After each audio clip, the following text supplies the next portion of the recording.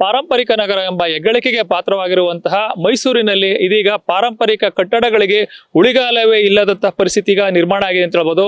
ಈಗ ನಾವು ಈಗಾಗಲೇ ನೋಡಿದ್ದೀವಿ, ಈಗಾಗಲೇ ದೇವರಾಜ ಮಾರುಕಟ್ಟೆ ಇರ್ಬೋದು, ನ್ಯಾಷನಲ್ ಬಿಲ್ಡಿಂಗ್ ಕಟ್ಟಡ ಸೇರಿದಂತೆ ಬಹುತೇಕ ಪಾರಂಪರಿಕ ಕಟ್ಟಡಗಳು ಈಗ ಅವನತಿಯತ್ತ ಸಾಗ್ತಾ ಇದ್ರೆ, ಇದೀಗ ರಕ್ಷಣೆ ಮಾಡಬೇಕಾಗಿದ್ದ ಹಂತದಲ್ಲಿದ್ದಂತಹ ಬಹುತೇಕ ಪಾರಂಪರಿಕ ಕಟ್ಟಡಗಳು ಕೂಡ ಈಗ ಶಿಥಿಲಾವಸ್ಥೆ ತಲುಪ್ತಾ ಇರೋದು ಸಾಕಷ್ಟು ಆತಂಕಕ್ಕೆ ಕಾರಣ ಆಗಿದೆ.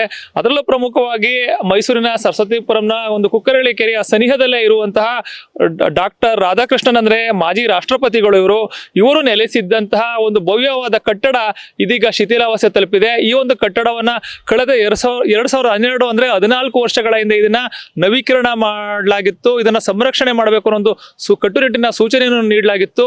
ಆದ್ರೆ ಇದುವರೆಗೂ ಕೂಡ ಆ ಕಾರ್ಯ ಆಗಿಲ್ಲ. ಇದರ ನಿರ್ವಹಣೆ ಮಾಡ್ತಾ ಇದ್ರು ನಿರ್ಲಕ್ಷ್ಯ ಮಾಡಿರೋ ಒಂದು ಕಾರಣದಿಂದಾಗಿ ಇದೀಗ ಕಟ್ಟಡದ ಒಂದು ಬದಿಯಲ್ಲಿ ಗಿಡ ಗಂಟೆಗಳು ಬೆಳ್ಕೊಂಡು ಕುಸಿದು ಬಿದ್ದಿದೆ. ಈಗ ಮಳೆಗಾಲ ಆರಂಭ ಆಗ್ತಾ ಇರೋದ್ರಿಂದ ಇದೇ ರೀತಿ ನಿರ್ಲಕ್ಷ್ಯ ಮುಂದುವರೆದ್ರೆ ಈ ಮುಂಬರುವ ಮಳೆಗಾಲದಲ್ಲಿ ಈ ಕಟ್ಟಡದ ಒಂದು ಪಾರ್ಶ್ವ ಬಹುತೇಕ ಧರಾಶಾಯಿ ಆಗುವಂತ ಆತಂಕ ಇದರ ಎದುರಾಗಿದೆ. ಇನ್ನು ಈ ಒಂದು ಕಟ್ಟಡ ಪ್ರತಿಷ್ಠಿತ ಮೈಸೂರು ವಿಶ್ವವಿದ್ಯಾಲಯದ ವ್ಯಾಪ್ತಿಗೆ ಬರ್ತದೆ.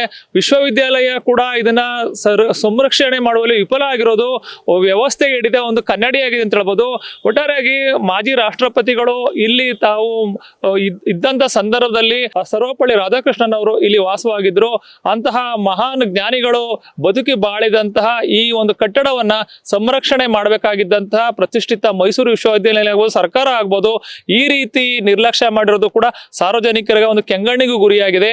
ಇದೇ ರೀತಿ ಮುಂದುವರಿತಾ ಓದೋದೇ ಆದ್ರೆ ಇದೊಂದೇ ಕಟ್ಟಡ ಅಲ್ಲ, ಬಹುತೇಕ ಕಟ್ಟಡಗಳು ಪಾರಂಪರಿಕ ಕಟ್ಟಡಗಳು ಕುಸಿದು ಬೀಳುವಂತಹ ಆತಂಕ ಪರಿಸ್ಥಿತಿ ನಿರ್ಮಾಣ ಆಗ್ತದೆ ಅಂತ ಹೇಳ್ಬೋದು. ಇನ್ನಾದ್ರೂ ಕೂಡ ಎಚ್ಚೆತ್ತುಕೊಂಡು ಮೈಸೂರು ವಿಶ್ವವಿದ್ಯಾಲಯ ಆಗ್ಬಾರ್ದು, ಜಿಲ್ಲಾಡಳಿತ ಆಗ್ಬೋದು, ಸರ್ಕಾರ ಆಗ್ಬೋದು, ಈ ಒಂದು ಕಟ್ಟಡದ ಒಂದು ದುರಸ್ತಿಗೆ ಮುಂದಾಗುತ್ತಾ ಅನ್ನೋದನ್ನ ಕಾಯ್ದು ನೋಡ್ಬೇಕಾಗುತ್ತೆ. ರಂಗಸ್ವಾಮಿ, ಪ್ರತಿನಿಧಿ ನ್ಯೂಸ್, ಮೈಸೂರು.